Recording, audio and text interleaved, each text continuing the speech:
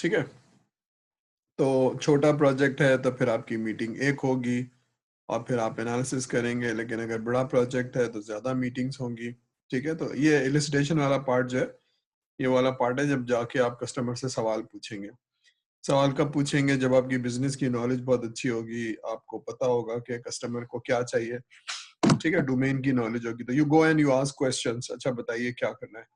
ठीक है, तो ये मीटिंग है, नोट्स ले रहे हैं आप, उसके बाद फिर आप उससे सवाल पूछेंगे, you will understand the requirement और फिर आप एक डॉक्यूमेंट बनाएंगे। ठीक है ना, स्पेसिफिकेशन का मतलब एक डॉक्यूमेंट बनाएंगे, यानी एसआरएस बना रहे हैं आप।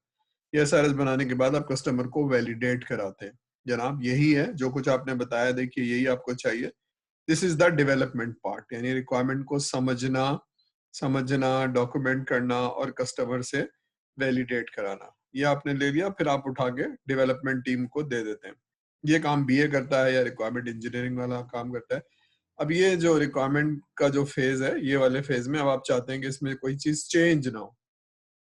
ठीक है, तो डिजाइन, डेवलपमेंट, टेस्टिंग के वक्त जो भी है, इसमें रिक्वायरमेंट फ्रीज हो गई है, अब ये सॉफ्टवेयर इसका रिलीज हो जाए। ठीक है, यहाँ तक बात समझ में आ रही है। इसमें ट्रेसेबिलिटी की हमने बात की थी, कम्युनिकेशन की बात नहीं की थी, लेकिन बहरहाल ट्रेसेबिलिटी की हमने बात की थी कि रिक्वायरमेंट ट्रेस होनी चाहिए। कस्टमर की रिक्वायरमेंट क्या था, एक डायग्राम बनाई थी मैंने, आपको दिखाई थी। ठीक है, यहाँ तक समझ में आ रहा है? कोई थोड़ा सा रिवाइज हो गया, याद आ गया कि हमने बात की थी कि requirement is a important phase.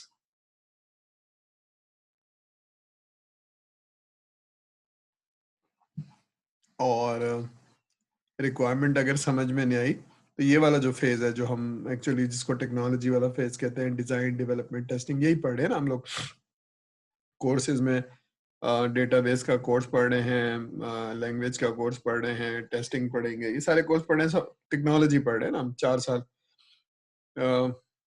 तो अगर डायरेक्शन सही नहीं है, यानी रिक्वायरमेंट ही समझ में नहीं आई, कस्टमर चाहता क्या है, तो ये सारे काम जो है वो सही नहीं होंगे, दोबारा दोबारा से करने पड़ेंगे। ठीक है ना, तो हम इसको मिनिमाइज करना चाहेंगे, प्रोसेस मेच्योर होना चाहिए, रिक्वायरमेंट सही होनी चाहिए, और फिर हमारा डिजाइन, डेवलपमेंट, टेस्टिंग वाला प्रोसेस भी मेच्योर होना चाहिए। ठीक है, यहाँ तक बात समझ में आ रही है? कोई क्वेश्चन, कोई चीज नहीं समझ में आ रही है? एनीथिंग, एनी क्वेश्चन, कोई सवाल, कोई चीज कंफ्यूज कर रही है? तो समझ में आ रहा है कि रिक्वायरमेंट डेवलपमेंट वाला फेज कब होगा, मैनेजमेंट वाला फेज एक लंबे पीरियड के लिए होगा, और हम चाहेंगे उसमें रिक्वायरमेंट चेंज ना हो। ठीक है, आगे चलते हैं। ये हमने पढ़ लिया था शायद, रिक्वायरमेंट डेवलपमेंट में हम बिजनेस ऑब्जेक्टिव, वो हमने एक ट्रायंगल पढ़ी थी, बिजनेस ऑब्जेक्टिव पढ़ना जरूरी है, स्टेक होल्डर। अब ये वही चीज़ है जो हमने समझी थी कि ट्रेसेबिलिटी क्या होती है। नॉर्मली हम फंक्शनल रिक्वायरमेंट पे जाते हैं, लेकिन फंक्शनल रिक्वायरमेंट तक पहुंचने से पहले हमें कस्टमर से मिलना चाहिए या स्टेक होल्डर से मिलना चाहिए, और स्टेक होल्डर से पहले जो फाइनेंसर है या स्पॉन्सर है उससे मिलना चाहिए कि मसला क्या है, क्यों बुलाया हमें। ठीक है, तो पहली वाली चीज क्या है, बिजनेस ऑब्जेक्टिव, फिर उससे नीचे डिपार्टमेंट के लोग, फिर आखिरी चीज जो यूजर्स हैं। ठीक है, तो यूजर्स बताएंगे कैसी स्क्रीन चाहिए, कैसी रिपोर्ट चाहिए, तो this is called functional requirement. ठीक है, लेकिन कुछ चीजें होती हैं वो नॉन फंक्शनल होती हैं, जैसे हमने कहा था मेंटेनेबिलिटी, अवेलेबिलिटी। ठीक है ना, तो ये सारी चीजें, सिस्टम कनेक्टिविटी, ये सारी नॉन फंक्शनल रिक्वायरमेंट है। ठीक है, क्लियर है? यहाँ तक कोई चीज नहीं समझ में आ रही है तो हम रुक जाएंगे और आगे जाएंगे, नहीं जाएंगे।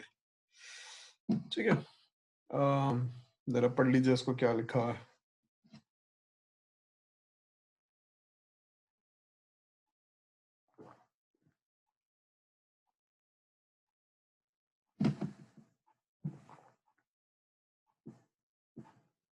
ठीक है, तो पहली चीज को हम बस डिस्कस कर लेंगे, लेकिन उसको ना भी समझ में आया तो कोई बात नहीं है। Understanding the relative importance of quality attributes. अब ये क्वालिटी एट्रीब्यूट्स क्या होते हैं?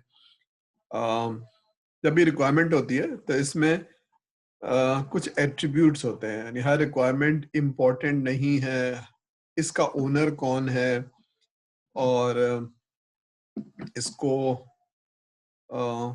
किस जगह पर प्लेस करना है, ये सारे उसके एट्रीब्यूट्स होते हैं। यानी रिक्वायरमेंट अगर किसी जैसे अगर आपने ITIL का नाम सुना हो, तो उसमें सर्विसेज को हम इम्पोर्टेंस तो देते हैं, लेकिन सर्विस एक नीचे वाले आदमी यानी जो बहुत इफेक्टिव नहीं है फैक्ट्री में वो, और एक जो ओनर ऑफ द फैक्ट्री है या सीईओ ऑफ द फैक्ट्री है, उसकी सर्विसेज में फर्क होगा। इसी तरह से रिक्वायरमेंट का ओनर कौन है? रिक्वायरमेंट का ओनर अगर डिपार्टमेंट का हेड है तो उसकी इम्पोर्टेंस कुछ और है, ठीक है? तो that is called quality attributes. फिर बताया किसने है, और डायरेक्टली पहुंचा है, इनडायरेक्टली पहुंचा है, तो ये सारी चीजें, ठीक है? निगोशिएटिंग, इम्प्लीमेंटिंग प्रायोरिटीज, अब ये कौन सी चीज पहले चाहिए, कौन सी चीज बाद में चाहिए, ठीक है ना?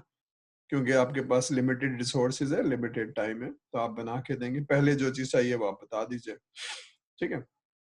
लाइन नंबर 3 क्या है? Translating the collected user need into return requirement. अब ये वही जो चीजें मैं बताता जा रहा है, आप उसको लिखते जा रहे हैं, लेकिन फिर आप उसको कन्वर्ट कर देंगे इनटू डॉक्यूमेंट। तो डॉक्यूमेंट में जाहिर सी बात है चीजों को क्लब कर लेंगे, सेल्स वाली चीज अलग कर लेंगे, फाइनेंस वाली चीज बताता तो वो जा रहा है, लेकिन ये सारी चीजें अलग अलग करते जाएंगे।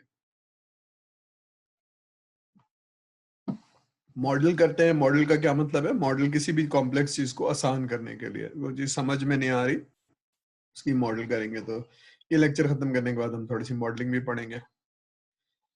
आखिरी लाइन में लिखा हुआ है कि common understanding of the stake holder.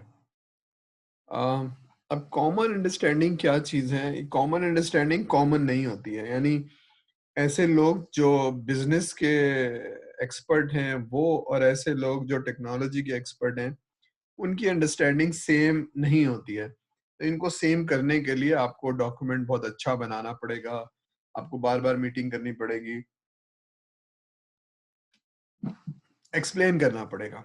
ये ऐसे ही है जैसे अम, अ, अगर आपका बैकग्राउंड है कंप्यूटर साइंस का, तो सॉफ्टवेयर इंजीनियरिंग का कोर्स आप डिफरेंट तरीके से पढ़ेंगे। लेकिन ऐसे लोग जिनका बैकग्राउंड नहीं है, तो उनको अगर मैं सॉफ्टवेयर इंजीनियरिंग और रिक्वायरमेंट इंजीनियरिंग पढ़ाऊं, तो उनकी अंडरस्टैंडिंग कुछ और होगी। एक्चुअली मैं रिक्वायरमेंट इंजीनियरिंग बिजनेस के लोगों को भी पढ़ाता हूँ, तो उनकी अंडरस्टैंडिंग बिल्कुल डिफरेंट होती है, वो किसी और तरह से देख रहे होते हैं, ठीक है ना? क्योंकि उनका बैकग्राउंड नहीं होता है, वो उस चीज को रिलेट नहीं कर पा रहे होते हैं। तो यहाँ पर भी ऐसी है कि आप डॉक्यूमेंट तो बना रहे हैं, लेकिन आपकी अंडरस्टैंडिंग जब आपको बताया जाएगा तो आपकी थिंकिंग जो है ना, वो डेटाबेस, रिपोर्ट, इस तरह से चलना शुरू हो जाएगी आपके दिमाग में। क्योंकि बिजनेस वाला तो इस तरह से नहीं सोचता है। बिजनेस तो सोचता है कि जनाब पैसे कहाँ लगा रहा हूँ, फायदा कहाँ होगा, नुकसान, उसमें बिल्कुल डिफरेंट थिंकिंग है, ठीक है?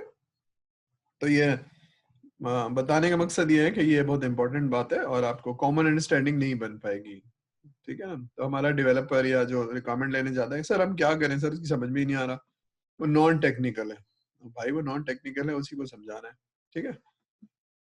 अब ये हमने थोड़ी सी एग्जांपल पढ़ी थी कि क्या होता है क्या नहीं होता, ठीक है? तो बिजनेस नीड क्या है? किसी ने आपको बुलाया और आपको बताया कि जनाब हम एक सॉफ्टवेयर बनाना चाहते हैं क्योंकि हमारे पास रॉ मटेरियल का मसला है, ये एक इशू है हमारे पास, ठीक है ना? तो अब ये सवालात हैं, यानी answer to the question why are we doing this project. तो अब ये इसका जवाब होना चाहिए कि जनाब हमारे पास रॉ मटेरियल के इश्यूज है, कभी होता है कभी नहीं होता, और कभी हमें प्रोडक्शन रोकनी पड़ती है क्योंकि रॉ मटेरियल खत्म हो जाता है। तो भाई आपको खत्म होने से पहले पता होना चाहिए, फैक्ट्री बड़ी फैक्ट्री है, कोई बताता नहीं है, तब ये सारे इश्यूज हैं, ठीक है? उसकी वजह से हमारी प्रोडक्शन लेट हो जाती है और हम कस्टमर को डिलीवर नहीं कर पाते हैं टाइम पे। और अगर इंटरनेशनल कस्टमर है, यहाँ से कुछ बना के बाहर बेच रहे हैं, तो जाहिर सी टाइम लाइन से नहीं मीट कर पाएंगे, तो फिर आपको पेनल्टी लगेगी, ठीक है? तो ये इश्यूज हैं, तो प्रॉब्लम है, और आपने एक सॉफ्टवेयर बनवाया, तो उसमें क्या है क्या नहीं है। तो बिजनेस नीड से शुरू हुआ, ठीक है? बिजनेस नीड को लॉक करना पड़ता है। लॉक का मतलब है सोल्यूशन का स्कोप, क्या होगा और क्या नहीं होगा, ठीक है? अच्छा, मुझे याद दिलाइएगा कि मैं लेक्चर खत्म करके आपको असाइनमेंट की तरफ ले जाऊंगा, कि मैंने एक असाइनमेंट अपलोड किया है, तो उसको मैं समझाना चाहूंगा कि मैं क्या पूछना चाह रहा हूँ, ठीक है? जवाब देने से पहले उसको समझना जरूरी है। तो उसमें भी हम ये देखेंगे प्रोजेक्ट क्या है, स्कोप क्या है, इसलिए मुझे याद आ गया। ठीक है? तो देखिए स्कोप में क्या चीज शामिल है। हमें ये बताएगा वो, कि हमें बताएगा कि जनाब करंट रॉ मटेरियल पोजीशन क्या है। फॉर एग्जांपल हमने 100 चीजें ऑर्डर की थी, तो रॉ मटेरियल में अभी 8 रह गई हैं, 10 रह गई हैं, 50 रह गई हैं, ये बताना चाहिए अभी करंट मटेरियल पोजीशन क्या है। फिर हम कहेंगे जब वो 10 रह जाएं तो हमें बता दे, तो लो लेवल का अलर्ट आ जाए, ठीक है ना। तो किसको जाएगा अलर्ट और कैसे जाएगा, ठीक है, अलर्ट तो आ जाएगा, वो जब उस तक पहुंचेगा तो पता चल जाएगा उसको। फिर अप्रूव्ड वेंडर लिस्ट, तो अप्रूवल की वेंडर लिस्ट कौन डालेगा, कहाँ से आएगी, ठीक है, ये सारी चीजें। फिर हमने पढ़ा थे वर्ड, कुछ बेस लाइन पढ़ी थी, तो किसी को अगर याद है कि what is base line. Base line थी जब आप रिक्वायरमेंट लेते हैं और डॉक्यूमेंट बनाते हैं एसआरएस, तो कस्टमर को दिखाते हैं, तो कस्टमर्स को रिव्यू करता है और एग्री करता है।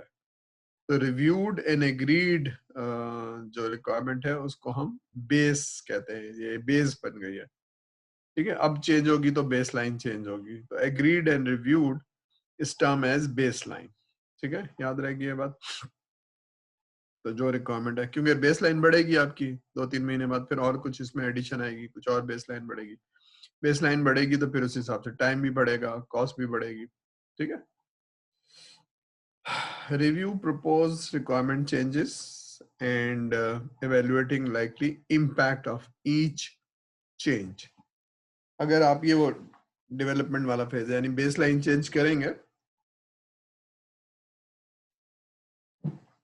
तो आप ये देखेंगे, पहली तो ये देखेंगे रिक्वायरमेंट वैलिड है कि नहीं है, यानी चेंज करनी भी चाहिए कि नहीं करनी चाहिए, उसको एवेलुएट किया जाएगा। अगर वो वैलिड है तो फिर कितना इम्पैक्ट है, छोटी मोटी चेंज है तो फिर आप अभी कर देंगे, लेकिन बड़ी चेंज है तो आप नहीं करेंगे, ठीक है ना।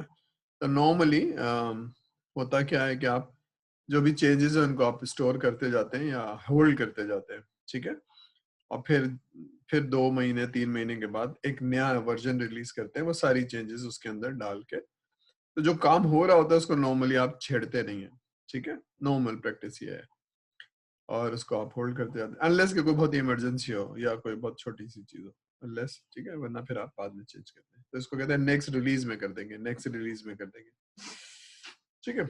Incorporating approved requirement change into the project in A controlled way, ठीक है, यानी अगर आपकी चीजें अप्रूव हो गई है तो फिर उसमें सारे डॉक्यूमेंट चेंज होंगे, डिजाइन, कोडिंग, टेस्टिंग, सब चीजें चेंज होगी, ठीक है। लेकिन वो क्योंकि करना है, वो करना है तो फिर उसका कोई वैलिड रीजन होगा, वैलिड रीजन होगा तो आप कॉस्ट उठाएंगे, ठीक है,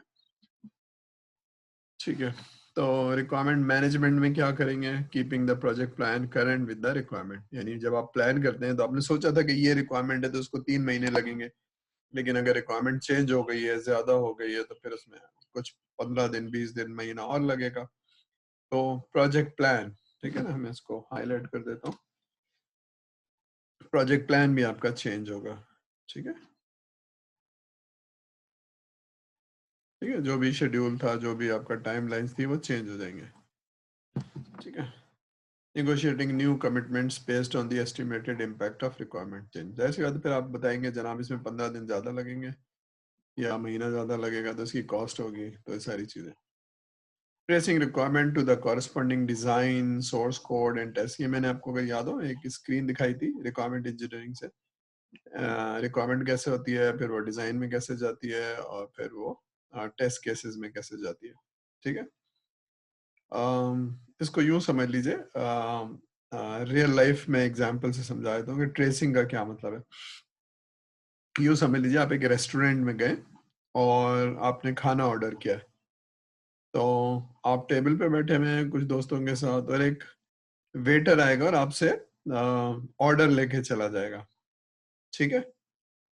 अब ट्रेसिंग का मतलब है कि आप किस टेबल पे बैठे हुए हैं और आपका ऑर्डर कैसे गया है और कहाँ गया है, और 15 मिनट 20 मिनट बाद वही जो चीज आपने ऑर्डर की है वही चीज आपकी टेबल पे आ जाए, कोई गलती ना हो। बात समझ में आ रही है? तो आपको ऑर्डर से लेकर किचन में जाना, पकना, और फिर पकने के बाद वापस आपको उसी टेबल पे सर्व करना, अगर ये ट्रेसिंग नहीं होगी तो गलत टेबल पे गलत चीज पहुंच जाएगी। बात समझ में आ रही है? इसी तरह से ट्रेस करना है, यानी रिक्वायरमेंट क्या थी, फिर रिक्वायरमेंट देने के बाद आप अपने सॉफ्टवेयर हाउस आ जाएंगे, तो रिक्वायरमेंट की डिजाइन, डेवलपमेंट, टेस्टिंग, ये अगर ट्रेस नहीं होगी इसमें ऐसा तो नहीं है कि किस टेबल पे बैठे थे और कौन सा, लेकिन इसमें ये हो सकता है कि 40 रिक्वायरमेंट थी तो कुछ मिस हो गई, कुछ गलत हो गई, इसलिए ट्रेसिंग बहुत जरूरी है।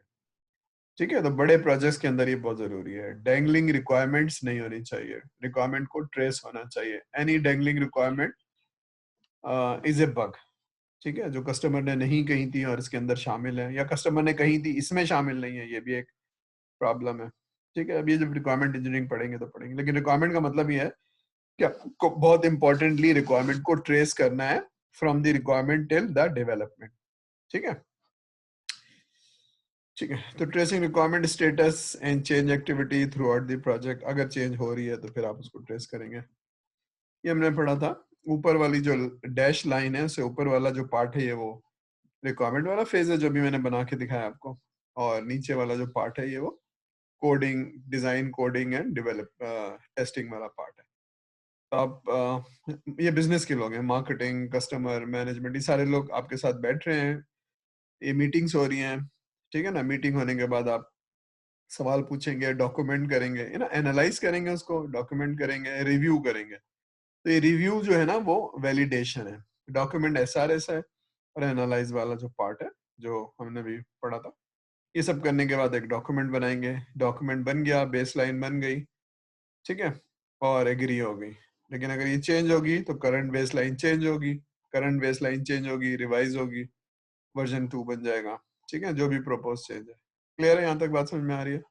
ये वाली वाला पार्ट है रिक्वायरमेंट वाला पार्ट है, और ये वाला पार्ट है डेवलपमेंट वाला पार्ट। अगर इसमें कोई चेंज है तो रिक्वायरमेंट डेवलपमेंट है, रिक्वायरमेंट मैनेजमेंट। यहाँ तक समझ में आ रही है? कोई कोई चीज कंफ्यूज तो नहीं कर रही? एनी क्वेश्चन सो फार? क्लियर है भाई?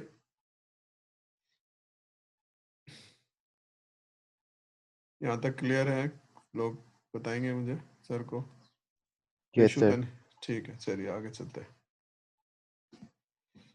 चलिए, अब आखिरी चीज है कि व्हाट इज एक्सीलेंट रिक्वायरमेंट। जी मोइस, कोई सवाल है आपका? हाथ खड़ा किया आपने, मोइस खान। मोइस, चलिए, तो व्हाट इज एक्सीलेंट रिक्वायरमेंट, तो हम जरा समझते हैं कि व्हाट डज दैट मीन। ठीक है, रिक्वायरमेंट एक्सीलेंट भी हो सकती है, गुड भी हो सकती है। ओके, चलिए, तो हम जरा देखते हैं कि हम अच्छी रिक्वायरमेंट किसे कहेंगे। ठीक है, आगे चलते हैं जरा। रिक्वायरमेंट कंप्लीट हो, करेक्ट हो। पढ़ लीजिए, फिर मैं समझाता हूँ इसका क्या मतलब है। अ,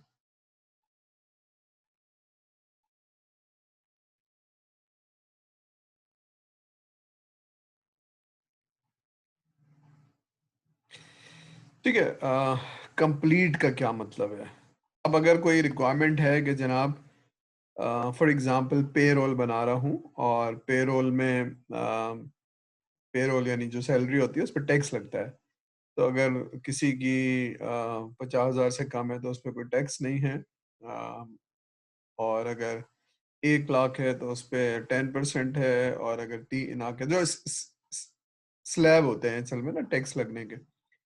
तो मैंने आपको बताया कि जनाब इस ये होते हैं, और मैं उसका फॉर्मूला आपको बताऊंगा,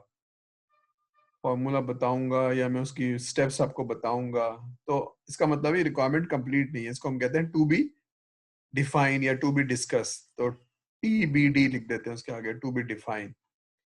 ठीक है, तो कुछ चीजें हैं जो मैं भी बताऊंगा या मैं करूंगा, तो उसको क्विकली खत्म करना या कंप्लीट करना जरूरी है। ठीक है, अब रिक्वायरमेंट कब कंप्लीट होती है? ठीक है ना, मैंने तो बता दिया था, तो बता तो दिया था आपने, लेकिन आपने अपने हिसाब से बता दिया था कि मुझे एक सिस्टम बनवाना है, उसमें अच्छा हो और आसान हो और उसमें ये चीजें हो। ठीक है, तो रिक्वायरमेंट कब कंप्लीट होती है? जैसे अगर आपने कोई स्क्रीन की रिक्वायरमेंट लेनी है तो स्क्रीन में सारी चीजें आ गई, उसकी चीजें डिफाइन हो गई। तो कंप्लीटनेस को टेस्ट करने का एक तरीका ये है कि उस पे कम से कम एक टेस्ट केस लिख सके, यानी आप उसको ड्राई रन कर सकें। ठीक है, अब ये रिक्वायरमेंट इंजीनियरिंग में पढ़ेंगे, लेकिन सिर्फ समझने वाली बात है कि रिक्वायरमेंट इनकम्प्लीट होगी अगर आप उसको टेस्ट नहीं कर पाएंगे। ठीक है ना, यानी आप कोई चीज मैंने आपको बताई तो आप उसको स्क्रीन बना के, रिपोर्ट बना के टेस्ट कैसे करेंगे? अगर आप टेस्ट नहीं कर पा रहे हैं तो रिक्वायरमेंट इनकम्प्लीट है। ठीक है, तो रिक्वायरमेंट इंजीनियर जो है वो फौरन जज कर लेगा कि जनाब इसमें ये चीज रह गई, जरा बताइए। What is correct, what is not correct, जहन में आती है बात कि कोई चीज कस्टमर बता रहा है इनकरेक्ट भी बता सकता है, कोई ऐसा हो सकता है या ऐसा नहीं हो सकता है? बात जहन में आ रही है कोई ऐसी? कस्टमर के पास गए, कस्टमर को कंप्लीट नॉलेज नहीं है, तो पॉसिबिलिटी है कि वो सही चीज ना बता पाए। तो ऐसी बहुत सारी चीजें, देखिए 3 चीजें होती हैं कस्टमर के पास। कस्टमर को पता नहीं है तो बहुत ही ऑब्वियस है कि जब पता नहीं है तो वो, जब आप उसके पास गए तो वो बात सही नहीं बता पाएगा। पता है लेकिन एक्सप्रेस नहीं कर पा रहा है, ठीक है? तो ऐसे बहुत सारे लोग हैं जो अपने आप को एक्सप्रेस नहीं करते। बिजनेस की नॉलेज बहुत अच्छी होती है लेकिन एक्सप्रेस नहीं कर पाते, तब भी वो नहीं बता पाएगा। आखिरी चीज है शरारत, यानी उसको पता है, वो आपको बताना ही नहीं चाहता है क्योंकि उसको डर है कि जब आप बताएंगे सॉफ्टवेयर बन जाएगा तो मेरी नौकरी चली जाएगी। ये तीनों कंडीशंस हो सकती है इसकी वजह से वो ना बताए। चौथी एक कंडीशन है जो बहुत ही वैलिड है, वो ये कि जितनी नॉलेज थी उसने बता दिया लेकिन अगले डिपार्टमेंट की नॉलेज कुछ और है, तो ये कॉन्फ्लिक्ट आ गया। एक कुछ और बता रहा है, दूसरा कुछ और बता रहा है, तो दिस इज कॉल्ड कॉन्फ्लिक्ट। ठीक है ना? एक कह रहा है कि जनाब इन्वेंट्री नेगेटिव हो ही नहीं सकती है, और बात तो सही है, इन्वेंट्री नेगेटिव नहीं हो सकती। जो चीज आपने मंगाई है वही तो आप देंगे। 10 चीजें मंगाई थी, 10 चीजें दे दी आपने, उसके अलावा वो नेगेटिव में तो नहीं हो सकती है। लेकिन एक आदमी कह रहा है कि नहीं, वो इस तरह से प्रोसेस समझा रहे हैं कि नहीं नेगेटिव हो सकती है। अब ये कॉन्फ्लिक्ट है कि सॉफ्टवेयर कैसे बनेगा। ठीक है? तो कंप्लीट होनी चाहिए, करेक्ट होनी चाहिए। अभी ज्यादा से ज्यादा बिजनेस की नॉलेज जितनी अच्छी होगी उतनी आप समझ पाएंगे। कोई एम्बिगिटी ना हो। एम्बिगिटी का क्या मतलब है? कस्टमर ने कोई चीज बताई थी आपको और आपने नोट कर लिया और आप डेवलपमेंट टीम को बता रहे हैं, तो डेवलपमेंट टीम पूछ रही है इसका यही मतलब है? आप कहते हैं यार इसका तो मुझे भी नहीं पता। अगर आपको नहीं पता तो कोई एम्बिगिटी नहीं होनी चाहिए, आपको बिल्कुल पता होना चाहिए और उसका कंसिस्टेंट इंटरप्रिटेशन होनी चाहिए, बिल्कुल वही मतलब होना चाहिए। तो कस्टमर ने क्या बताया है आपको पूछना चाहिए। कोई अंग्रेजी आपकी नेटिव लैंग्वेज नहीं है, मैंने अगर लिखी हुई है तो मेरा इंटेंशन या मेरा मतलब कुछ और है, आप कुछ और समझ रहे हैं, तो जो आप समझ रहे हैं वही सो आप कोडिंग कर देंगे, डेवलप कर देंगे। ठीक है? तो उसके लिए अगर एम्बिगिटी है तो कोई एग्जाम्पल लिख दूं, कोई एम्बिगिटी है तो मॉडल बना दूं। ठीक है? तो ताकि समझ में एक जैसा है। हो सकता है कि ये जो लाइन मैंने लिखी है इससे आपको कुछ और मतलब समझ में आ रहा है, टेक्नोलॉजी के लोग और बिजनेस को कुछ और समझ, तो एम्बिगिटी नहीं होनी चाहिए। ठीक है? वेरीफाइबल, इसको वेरीफाई कैसे करेंगे? ठीक है ना? सक्सेस क्राइटेरिया क्या चीज है, तो ये बहुत जरूरी है। तो ये वेरीफाई कैसे होगा, ये आपने बता तो दिया लेकिन मैं कोई ड्राई रन करके कैसे चेक करूंगा? डेटा दे दीजिए मुझे, तो कोई सिनेरियो बता दीजिए। तो रिक्वायरमेंट के अलावा सिनेरियो पूछना, वेरीफाई कैसे करूंगा? आपने मुझे बता दिया लेकिन आने से पहले मैं चेक करके आऊंगा कि ये हो रहा है कि नहीं हो रहा, तो वो मुझे टेस्ट डेटा दे दीजिए या सक्सेस क्राइटेरिया दे दीजिए। समझ में आ रही है बात? ठीक है? अच्छा, कंप्लीट वाली बात दोबारा से आ गई है, चलिए। ठीक है, ये पहले भी थी और दोबारा से आ गई, दोबारा गलती से सर ने दोबारा से लिख दिया। तो एम्बिगिटी नाउ वेरीफाइबल, तो अगर ये सारी चीजें हैं तो रिक्वायरमेंट सही है। ठीक है? कंप्लीट है और वेरीफाइबल है, कोई एम्बिगिटी नहीं है। ठीक है? अगर कोई एम्बिगिटी है, कोई चीज कंप्लीट नहीं है, तो जो कुछ आप काम कर रहे हैं वो इनकम्प्लीट है और एम्बिगिटी के साथ कर रहे हैं। बात समझ में आ रही है? ठीक है? कंसिस्टेंट, मॉडिफाइबल, ट्रेसेबल, ट्रेसेबल तो खैर समझ में आ गई है। Oops. ठीक है, तो ये क्वालिटीज हैं कुछ रिक्वायरमेंट की। कंसिस्टेंट होनी चाहिए, मॉडिफाइबल होनी चाहिए, ट्रेसेबल होनी चाहिए। आई गेस ट्रेसेबल का मतलब थोड़ा समझ में आ रहा है या अभी मुश्किल है? यहाँ तक probably this is the last slide. ठीक है? यहाँ तक कोई सवाल? अगर कोई नहीं है तो फिर हम जरा असाइनमेंट को देख लेंगे। क्लियर है? यहाँ तक सारी चीजें क्लियर हैं, समझ में आ रही हैं?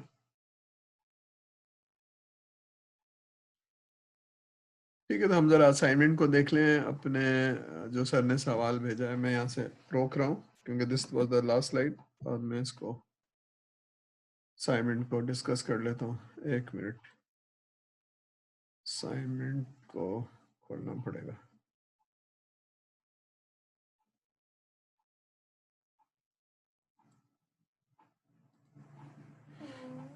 चलिए, नजर आ रहा है आप लोगों को असाइनमेंट?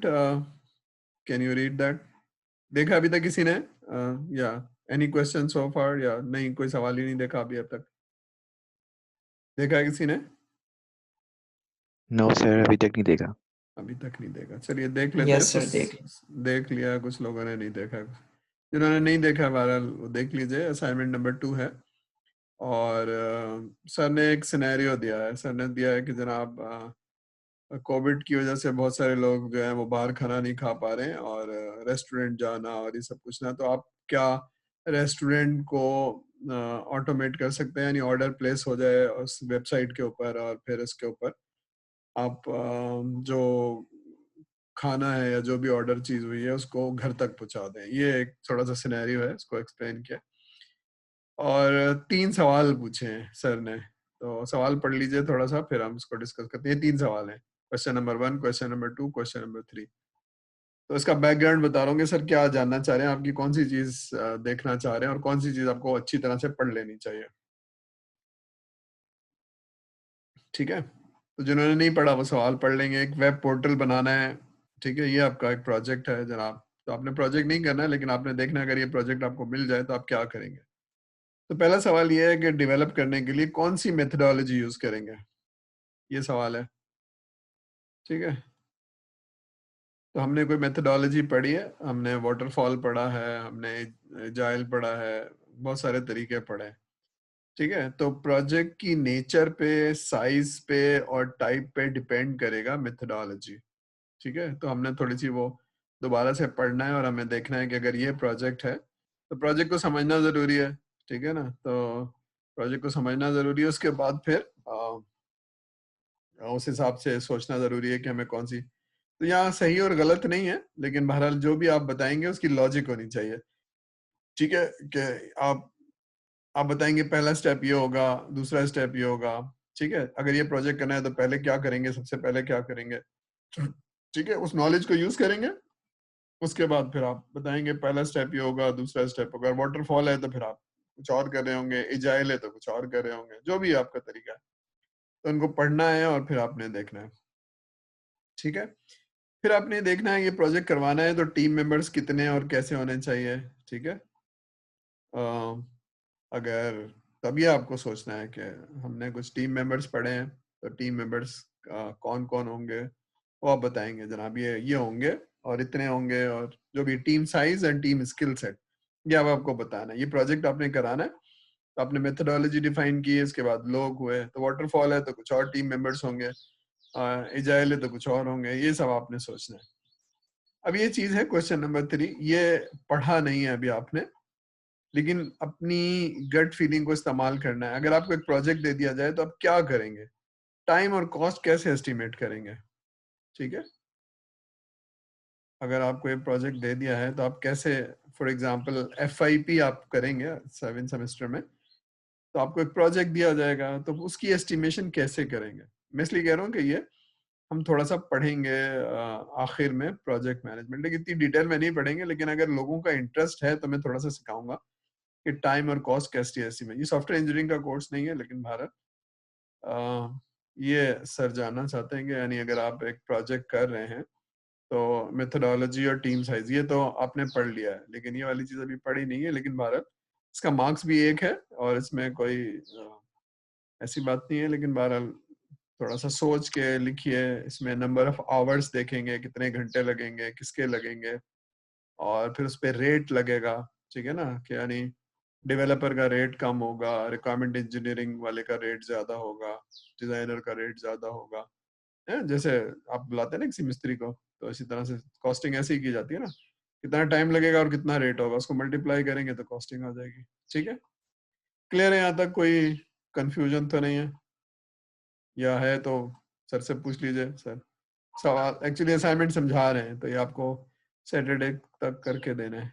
कोई कंफ्यूजन तो नहीं है, एनी क्वेश्चन। No sir.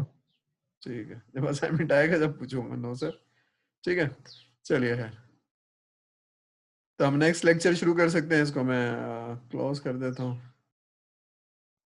ठीक है जनाब, ओके। चलिए मैं अटेंडेंस ले लूँ पहले, फिर हम इस पे जाएंगे। अटेंडेंस को ले लिया जाए। ठीक है, अटेंडेंस ले ली जाए और फिर आप लोगों को नेक्स्ट लेक्चर शुरू किया जाए। ज़रा अटेंडेंस बोल देंगे ज़रा, इसको मैं